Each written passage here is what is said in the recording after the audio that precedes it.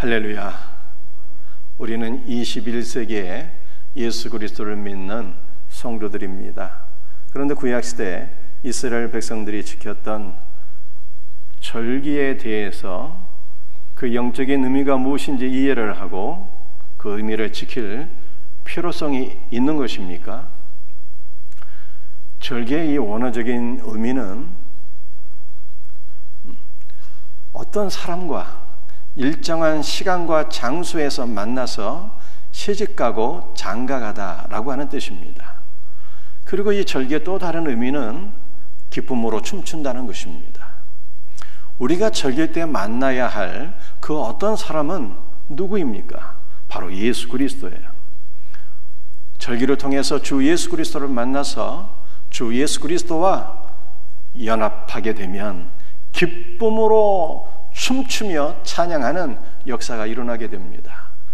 오늘 맥주 감사절을 통해서 이 같은 은혜와 기쁨이 우리 모든 성도들에게 충만하게 넘치기를 주 예수 그리스도의 이름으로 축복합니다. 출애굽기 23장 14절 말씀을 보게 되면 너는 매년 3번 내게 절기를 지킬지니라 라고 말씀하셨습니다. 구약시대 이스라엘 백성들은 유월절, 다른 말로 하면 무교절이죠. 그리고 맥주절, 그리고 수장절 3대 절기를 지켰습니다. 오늘 우리가 먼저 이스라엘 백성들이 구약시대에 지켰던 이 3대 절기의 영적인 의미가 무엇인가를 이해할 수 있기를 바랍니다. 출애굽기 23장 15절 말씀을 함께 같이 읽도록 합니다.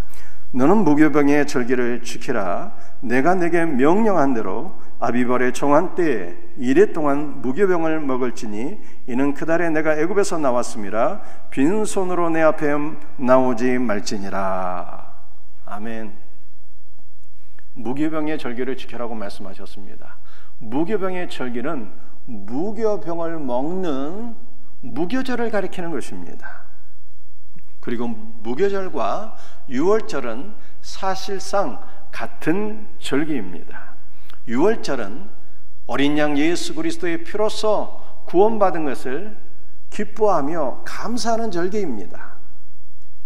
무교절은 유월절 다음 날부터 7일 동안 무교병을 먹는 절기입니다. 이 무교절의 영적 의미는 어린 양 예수 그리스도의 피로써 구원받은 성도로서 세상과 단절된 구별된 삶을 살게 되었다는 것입니다. 이것을 믿음으로 고백하는 것이 무교절의 영적 의미입니다.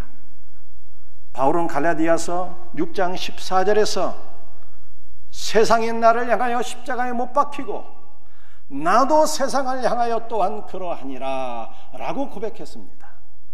예수 그리스도의 십자가로 세상이 나를 향하여 죽고 나도 또한 십자가 안에서 세상을 향하여 죽은 자인 것을 믿음으로 취하여서 세상 안에서 살아가지만 세상에 영향받지 아니하고 세상 안에서 구별된 신자로서 살아가는 것, 이것을 믿음으로 고백하는 것이 무교절의 영적 의미입니다.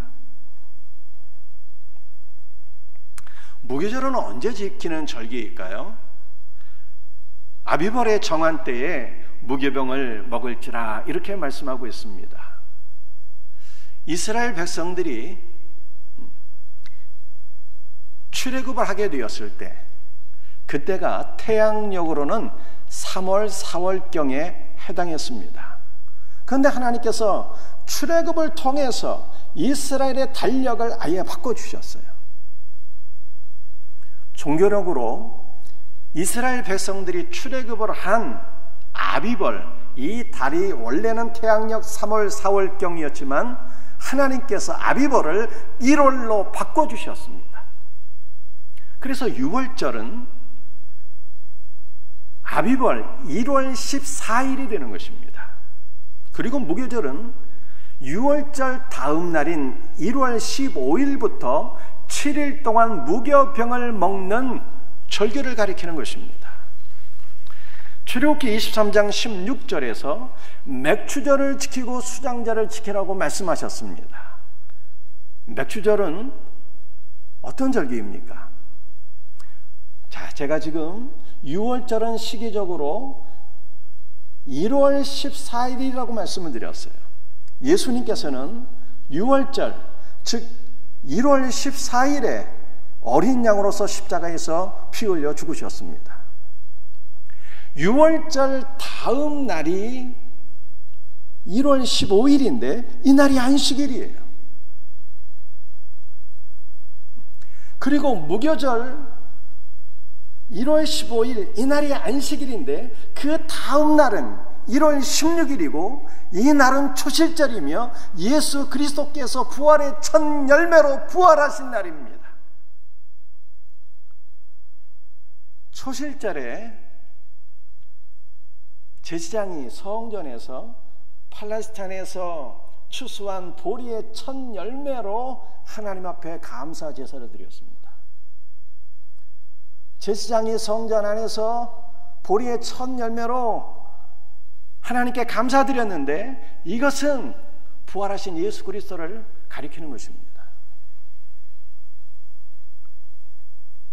초실절부터 7주간 이스라엘 백성들은 각자 자신이 추수한 보리와 밀의 열매를, 첫 열매를 하나님께 감사의 물로 드렸어요. 초실절에 제사장이 성전에서 보리의 첫 열매로 하나님께 감사를 드렸는데 이것이 부활하신 예수 그리스도를 가리킨다면 초실절부터 7주간 이스라엘 백성들이 각자 자신이 농사한 보리와 밀의 첫 열매를 하나님께 드린 것은 그리스도 예수 안에서 부활 생명을 소유한 성도 자신을 가리키는 것입니다. 그러므로 맥추절의 영적 의미는 무엇입니까? 맥추절의 영적 의미는 부활하신 예수 그리스도 안에서 우리 모두가 예수 그리스도의 부활 생명을 소유한 알곡으로 추수가 되었다는 뜻입니다. 여러분들 맥추절은 얼마나 놀라운 날인가요? 예수 그리스도께서 저와 여러분을 알곡으로 추수한 것을 믿고 감사하는 절기가 바로 맥추절이에요. 오늘 이 시간 예배를 드리는 성도들 가운데 어떤 분들은 주님 저는 믿음이 너무 연약해서 제가 과연 알곡일까요? 이렇게 생각하시는 분들이 있을지도 모르겠습니다. 그러나 부활하신 예수 그리스도 안에서 저와 여러분은 예수님께서 다 알곡으로 인정하시고 알곡으로 추수하셨어요. 이것을 믿음으로 믿고 감사하는 성도들이 되시기를 주의 이름으로 축복합니다. 수장절은 어떤 절기입니까? 맥추절 때 두 가지 곡물 보리와 밀을 추수하게 됩니다. 그리고 수장절은요, 이 두 가지 보리와 밀을 비롯해서 또 이스라엘 백성들이 농사에서 추수한 5가지 과일을 창고에 저장하며 감사하는 절기가 바로 수장절이에요. 이 수장절 때 이스라엘 백성들은 광야로 나가서 나뭇가지 등을 꺾어서 초막을 짓고 일주일 동안 초막 안에서 생활을 했습니다. 그리고 초막 안에서 2가지 장막을 기억하면서 하나님께 감사를 드렸어요. 첫 번째 장막은 출애굽한 이후에 광야에서 40년 동안 살 때 그들이 살았던 장막인 것입니다. 광야에서의 장막은 한낮의 태양으로부터 또 한밤의 추위로부터 그들을 지켜주고 보호해 주었던 안식처였습니다. 이 장막을 기억하며 감사했어요. 그런데 그 장막은 바로 예수 그리스도를 가리키는 거예요. 요한복음 1장 14절에 말씀이 육신이 되어 우리 가운데 거하시매 라고 말씀하셨습니다. 거하신다는 것이요, 원어를 보게 되면 텐트를 치시고 장막을 치시고 우리와 함께 하셨다는 것입니다. 우리 예수님은 참 장막이 되신 분이에요. 말씀이신 하나님께서 인간의 육신을 입으시고 이 땅에 오셔서 우리 안에 내주하시며 우리에게 참 안식과 생명과 은혜와 복을 주셨습니다. 또한 그분이 우리의 장막이 되어 주셔서 우리는 장막이신 예수 그리스도 안에서 보호를 받고 우리의 삶이 그분에 의해서 지켜지며 보호를 받으며 안식을 누리게 된 것입니다. 요컨대 이스라엘 백성들은 초막절 때 광야 40년 동안 그들이 살았던 장막 주 예수 그리스도를 기억하면서 감사를 드렸어요. 초막절 때 이스라엘 백성들이 기억하며 감사를 드렸던 두 번째 장막은 하늘의 장막입니다. 거룩한 성 새 예루살렘을 기억하며 하나님께 감사를 드렸어요. 여러분들 수장절은요, 2가지 곡물과 5가지 과일을 추수해서 창고에 저장하며 감사를 드리는 절기였습니다. 우리는 예수 그리스도 안에서 알곡으로 추수가 되어서 그 다음에 어떻게 되었습니까? 하늘 창고에 다 저장이 되었어요. 부활하신 예수 그리스도께서 우리를 알곡으로 추수하시며 천국 창고에 다 저장하셨기 때문에 이것을 믿음의 눈으로 바라보면서 감사를 드려야 되는 것입니다. 이 큰 감사가 저와 여러분들에게 충만하기를 주 예수의 이름으로 축복합니다.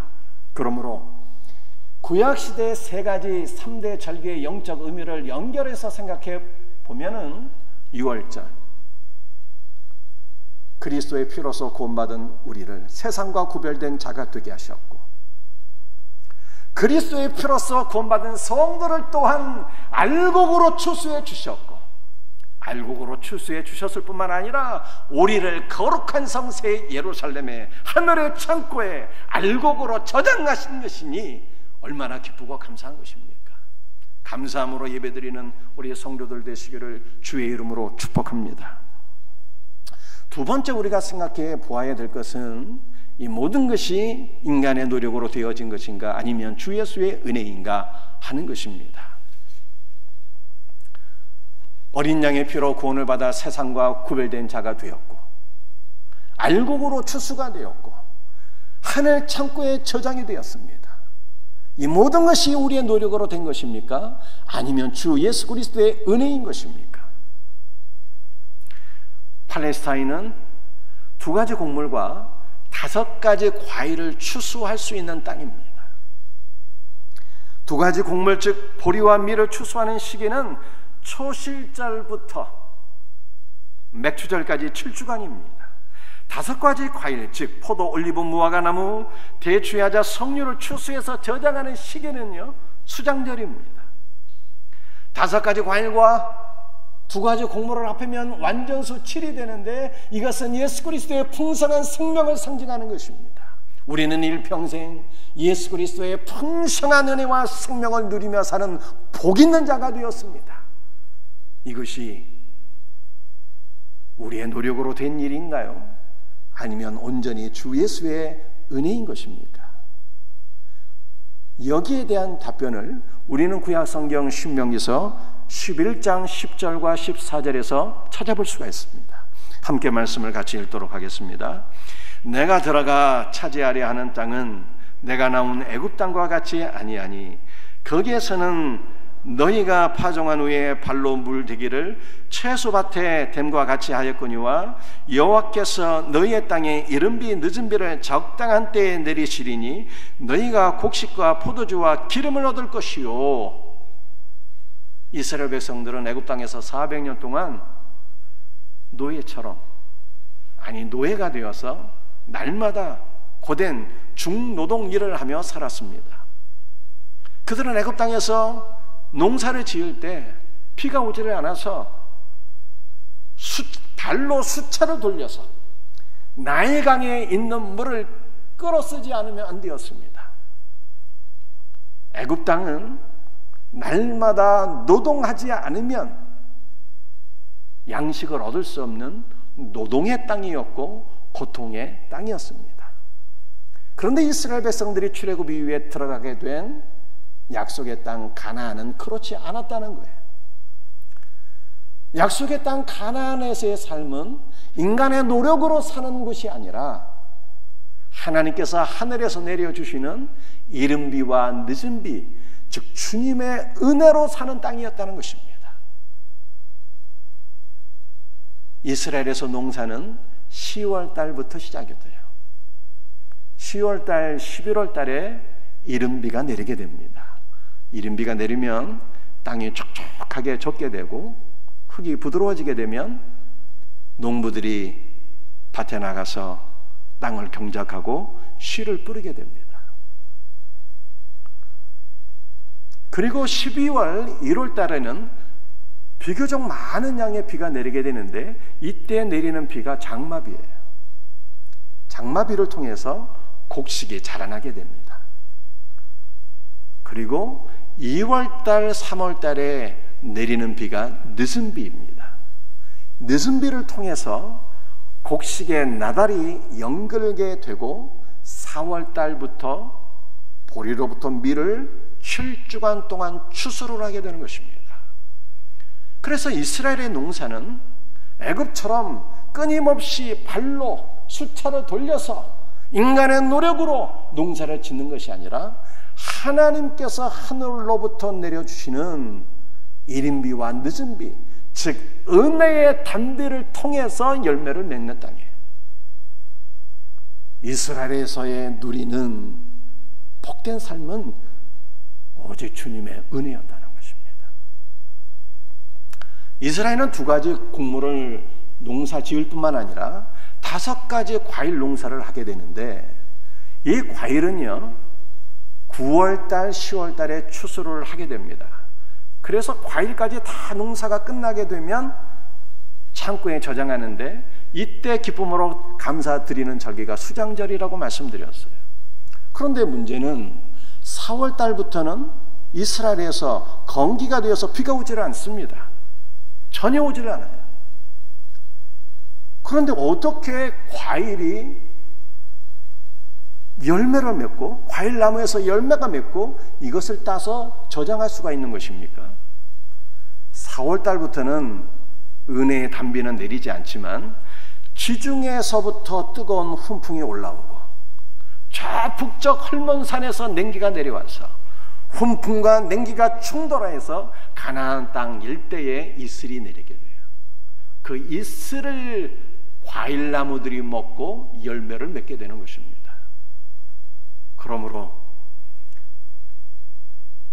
하나님께서 허락하신 약속의 땅 가나안은 인간이 노력해서 먹고 사는 땅이 아니라 주님의 은혜로서 풍성한 생명을 누리며 사는 땅이라 성경이 이렇게 우리에게 말씀하고 있는 것입니다. 여러분들, 우리는 무교절, 즉 주 예수의 은혜로 구원받아서 세상과 구별된 성도가 되었습니다. 이것이 주님의 은혜가 아니면 무엇이겠습니까? 우리는 맥추절, 부활하신 예수 그리스도에 의해서 알곡으로 추수가 되었어요. 이것이 주님의 은혜인 것입니다.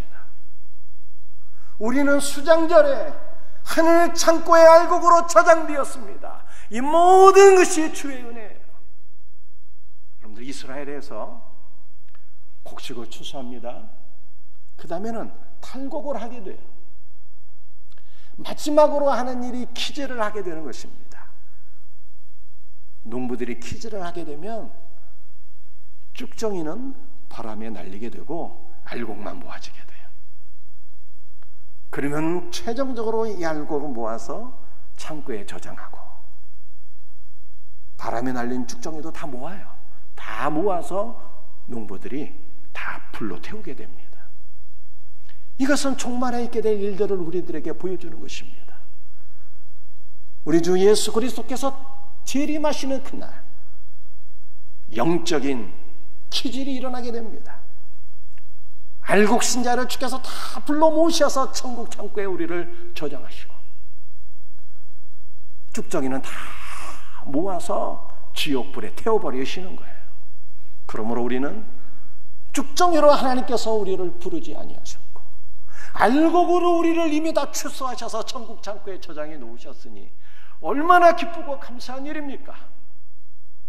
우리가 만약 쭉정이라면 지옥불에 영원히 불태워지게 되는 거예요. 오늘 본문에서 주님은 너희가 절기 때 빈손으로 나오지 말라고 말씀하셨습니다. 하나님께서 무슨 물질이 없으셔서 내게 돈 좀 다오 하시는 분이십니까? 오늘 절기에 담긴 은혜를 우리가 깨닫는다면 예수 그리스도의 피로써 구원받아 세상과 구별된 자가 되었고, 우리 주님께서 우리를 안국으로 추수하셨고 하늘 창고에 저장된 것을 우리가 믿는다면 참으로 감사의 마음으로, 기쁨의 마음으로, 신앙 고백으로 우리가 주님께 자원하여 예물을 드리는 것입니다. 이 큰 은혜가 있기를 주 예수 그리스도의 이름으로 축복합니다. 오늘 우리가 세 번째 살펴볼 말씀은, 교회는 세상을 위한 생명의 떡이라는 것입니다. 구약성경 레위기에서 23장 17절 말씀을 함께 같이 읽어보도록 합니다. 너희의 처소에서 10분의 2 에바로 만든 떡 2개를 가져다가 흔들지니 이는 고운 가루에 누룩을 넣어서 구운 것이요 이는 첫 요제로 여호와께 드리는 것이며. 맥주절에는 밀 10분의 2 에바로 2개의 떡덩이를 만들어서 하나님께 제물로 드렸습니다. 한 에바가 지역마다 편차가 있지만 대략 밀 20밀이 돼요. 따라서 10분의 2 에바라고 하는 것은 밀 4.4리터를 가리키는 것입니다. 밀 4.4리터로 큰 떡 2덩이를 만들어서 하나님 앞에 감사의 제물로 드렸습니다. 이것이 맥주절 때 성전에서 하나님께 드린 감사 예물이었어요. 왜 맥주절 때 떡 2덩이를 하나님 앞에 감사의 예물로 드렸습니까? 그 떡 2덩이의 영적 의미는 무엇입니까? 우리가 성경을 보게 되면 이 맥주절, 즉 오순절에 역사적인 중요한 2가지 사건이 일어났습니다. 첫 번째 사건은 출애굽 이후에 모세가 시내산에 올라가서 하나님께로부터 계명이 기록된 2개의 돌판을 받았는데, 그때가 바로 맥주절, 즉 오순절이었습니다. 그러므로 성전에서 하나님 앞에 감사의 예물로 드린 2개의 떡덩이는 모세가 받은 계명이 기록된, 즉 하나님의 말씀에 기록된 2개의 돌판을 상징하는 것입니다. 그러므로 2개의 떡덩이는 곧 생명, 말씀이 기록된 2개의 돌판, 생명의 말씀이요 우리가 날마다 먹어야 될 양식인 것입니다. 사랑하는 성도들이요, 성경 말씀이 생명의 떡이요 우리가 날마다 먹어야 될 양식이에요. 성경 말씀을 사랑하시고 성경 말씀을 여러분의 양식으로 날마다 취할 수 있는 은혜가 있기를 주의 이름으로 축복합니다. 맥주절, 즉 오순절에 있었던 2번째 역사적인 중요한 사건은 신약시대 성도들이 오순절에 기도하다가 성령을 받은 것입니다. 성령께서 강림하신 날이 바로 오순절이에요. 이 2가지 사건을 우리가 연결해서 함께 생각해 보게 되면, 성령께서 우리에게 임하실 때 생명의 말씀이 믿어지고 성경을 생명의 양식으로 취할 수 있고, 이 말씀이 우리 안에 살아 역사하여서 부활 생명에 가득한 알곡 신자가 되게 하신다는 것입니다. 오늘 이 시간 우리 모든 성도들이 성령의 충만을 받아서 하나님의 말씀을 생명의 양식으로 취하며 이 말씀이 우리 안에 살아 역사하여서 알곡 신자로 날마다 성장할 수 있는 복된 은혜가 있기를 주의 이름으로 축복합니다. 오순절에 하나님 앞에 감사의 예물로 드린 2개의 떡덩이는요, 계시록 11장에 기록된 2 증인을 가리키는 것입니다. 2 증인이 무엇입니까? 2 증인은 바로 교회를 가리키는 것이요, 교회는 생명의 떡이신 예수 그리스도를 증거하는 사명이 있는 것입니다. 교회가 생명의 떡이신 예수 그리스도를 어떻게 증거할 수가 있습니까? 바로 오순절에 그 영적 비밀이 다 들어있는 것입니다. 우리가 성령을 받을 때 사도행전 1장 8절에서 말씀하신 것처럼 오직 성령이 너희에게 임하시면 너희가 능력을 받아 예루살렘과 온 유대와 사마리아 땅끝까지 이르러 내 증인이 되리라 말씀하신 것처럼 성령의 충만을 받을 때 우리는 생명의 떡이 되신 예수 그리스도를 땅끝까지 증거하는 두 증인의 사명을 감당할 수 있게 되는 것입니다. 우리는 다 이미 성령 받은 사람들이에요. 누구든지 성령으로 아니하고는 예수를 주시라 고백할 수 없다고 했습니다. 다 성령을 받아서 예수를 믿었어요. 그런데 바울은 우리들에게 무엇을 말씀했습니까? 술 취하지 말라. 이는 방탕한 것이니 오직 성령의 충만을 받으라 라고 말씀하셨어요. 여러분들 성령의 충만을 받아야 됩니다. 성령의 충만이 무엇입니까?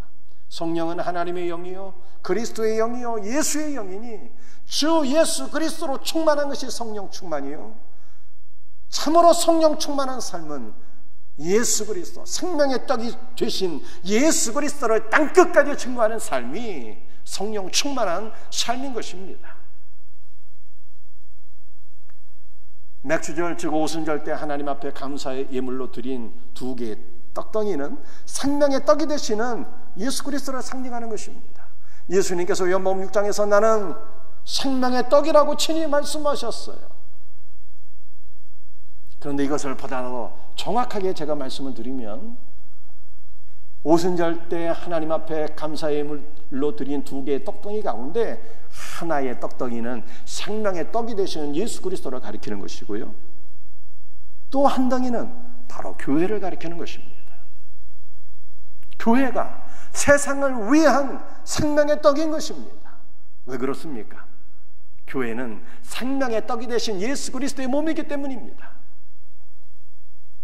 예수 그리스도와 교회를 결코 분리해서 생각할 수가 없어요. 예수 그리스도는 생명의 떡을 교회를 통해서 온 세상에 공급해 주시는 분이십니다. 교회를 통해서 우리가 생명의 떡이 되신 예수 그리스도를 먹게 되었고, 교회를 통해서 전 세계 모든 나라와 민족들이 생명의 떡을 공급받게 되는 것입니다. 구약성경 레위기서 23장 17절 말씀을 다시 한 번 더 같이 읽기를 원합니다. 너희의 처소에서 10분의 2 에바로 만든 떡 2개를 가져다가 흔들지니 이는 고운 가루에 누룩을 넣어서 구운 것이요 이는 첫 여제로 여호와께 드리는 것이며. 오순절에 하나님 앞에 감사의 예물로 드린 떡 두 덩이는요 생명의 떡이 되신 예수 그리스도를 가리키는 것입니다. 그런데 이 두 개의 떡을요 요제로 하나님 앞에 드렸습니다. 요제라는 것이 무엇일까요? 요제는 흔들어서 하나님 앞에 제물을 드리는 제사의 방식입니다.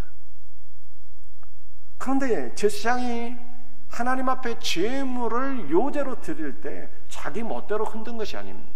흔드는 것도 다 방식이 있어. 동서남북 사방으로 흔들어서 하나님 앞에 이 제물을 올려드렸어요. 동서남북은 바로 이 세상을 가리키는 거예요. 그래서 제사장이 생명의 떡 대신 예수 그리스도를 세상 만민을 위한 생명의 떡으로 하나님 앞에 올려드린 거예요. 근데 그 떡이 두 덩이잖아요. 한 떡이 예수 그리스도요, 또 한 떡은 예수 그리스도 안에 주를 믿는 우리 모든 성도들이, 우리가 세상 만민을 위한 생명의 떡으로 예수 그리스도 안에서 하나님께 드려진 것을 믿으시기를 바랍니다. 이것을 믿게 될 때 생명의 떡이 되신 예수 그리스도를 온 세상에 공급하는 두 증인의 사명을 감당하게 되는 거예요. 그런데 참으로 중요한 것은요, 오순절 때 하나님 앞에 감사의 물로 드린 그 두 개의 떡덩이는 한편으로는 생명의 떡을 의미하지만, 그러나 1차적으로는요 우리가 날마다 먹는 육신의 양식입니다. 하나님께서는 예수 그리스도를 통해 우리를 먹여주셔요. 그리고 하나님께서는 주의 백성들, 즉 교회를 통해서 온 세상에 양식을 공급하시기를 기뻐하시는 거예요. 요셉이 총리 대신이 되어서 자기만 잘 먹고 잘 산 것이 아니었습니다. 요셉이 총리 대신이 되어서 굶주린 세상 만민에게 양식을 공급해 주는 자가 되었어요. 오늘날도 하나님께서는 교회를 통해서 생명의 떡을 공급하시고 교회를 통해서 구제하시기를 기뻐하시는 하나님이세요. 구약성경 시편 85편 12절입니다. 함께 말씀을 같이 읽도록 하겠습니다. 여호와께서 좋은 것을 주시리니 우리 땅에 그 산물을 내리로다. 여호와 하나님께서 좋은 것을 주시기를 기뻐하신대요. 우리 하나님 참 좋으신 분이에요. 선하신 분이십니다. 참 좋으신 아버지 하나님께서 좋은 것이 있는데 아버지께서 소유하신 가장 좋은 것이 무엇일까요? 무엇이겠습니까? 바로 성자 예수 그리스도예요. 하나님께서 우리를 사랑하사 참 좋으신 독생자 예수 그리스도를 주셨어요. 요한복음 3장 16절 말씀입니다. 하나님 세상을 이처럼 사랑하사 독생자로 주셨으니 이는 그를 믿는 자마다 누구든지 멸망하지 않고 영생을 얻게 하려 하심이라 라고 말씀하셨어요. 아버지 하나님께서 당신의 참 좋으신 독생자 예수 그리스도를 우리에게 주셔서 우리가 예수 그리스도로부터 은혜를 받아서 알곡으로 다 추수가 되었습니다. 얼마나 감사한 일입니까? 아버지 하나님께서 참 좋으신 독생자 예수 그리스도를 우리에게 보내어 주셔서 우리의 삶 영역의 모든 영역이 은혜를 받고 복을 받게 되어서 세상 만민을 위한 생명의 떡이 되게 하셨고 세상 만민을 구제하는 복된 삶을 살게 하신 거예요. 사랑하는 성도들이여, 이것을 믿음으로 취하시기를 바랍니다. 이 시편 85편 말씀이 언제 기록이 되었는가 하면 이스라엘 백성들이 바벨론 포로 된 땅에서 돌아온 이후에 시편 85편이 기록되었어요. 이스라엘 백성들이 70년 포로 생활을 마치고 다시 고국 땅으로 돌아오게 되었을 때 성전은 회파되었고 집은 무너지게 되었고 그들의 삶의 모든 영역은요 완전히 무너진 상태로 절망적인 상태로 있었어요. 그러나 그들은 그 무너진 삶의 환경을 바라보면서 낙심하지 않았습니다. 절망하지 않았어요. 슬퍼하지 않았습니다. 여호와 하나님께서 좋은 것을 주시리니 은혜로 우리를 채우시리니 우리의 땅에 산물을 내어서 전 세계 만민을 먹이겠다고 하는 이 복된 비전으로 이 시편 85편 말씀을 기록한 거예요. 그러므로 사랑하는 성도들의 여러분의 삶의 형편이 어떠하든지 절망하지 마시기를 바랍니다. 낙심하지 마시기를 바랍니다. 아버지께서 우리에게 좋은 것 이미 주셨잖아요. 주 예수 그리스도를 주셨어요. 우리는 예수 그리스도 안에서 은혜와 복을 받은 자들이 되었습니다. 주께서 우리를 알곡으로 추수하셨고 생명의 떡이 되게 하셨고 생명의 떡이신 예수 그리스도를 먹어서 참된 생명을 소유한 생명의 사람이 되게 하셨고 땅끝까지 생명의 떡을 공급하는 복된 사명을 맡겨주셨어요. 그리고 주 예수께서 우리에게 은혜와 복을 주셔서 우리를 통해서 전 세계 만민을 먹이시겠다잖아요. 전 세계 만민을 구제할 수 있는 은혜와 복을 주시겠다고 약속하신 거예요. 그러므로 우리는 주의 말씀을 붙잡고 여러분들의 자녀들을 축복하며 기도하며 소망으로 사셔야 되는 것입니다. 말씀을 마치도록 하겠습니다. 3대 절기를 기억하며 얼마나 감사가 넘칩니까? 예수 그리스도 안에서 피로써 구원받아 구별된 자가 되었고 알곡으로 추수가 되었고 천국 창고에 다 저장되었어요. 이미 믿음 안에서 다 일어난 일들이에요. 이 모든 것이 주 예수의 은혜로 이루어지게 되었어요. 그리고 하나님께서 우리를 통해서 생명의 떡이신 예수 그리스도를 공급하시겠다는 거예요. 하나님께서 교회를 통하여 세상 만민을 먹이시겠다는 거예요. 이 믿음으로 날마다 승리의 확신을 갖고 기쁨으로 감사함으로 살아가는 우리 성도들이 다 되시기를 주의 이름으로 축복합니다. 기도하시겠습니다. 주님 감사합니다.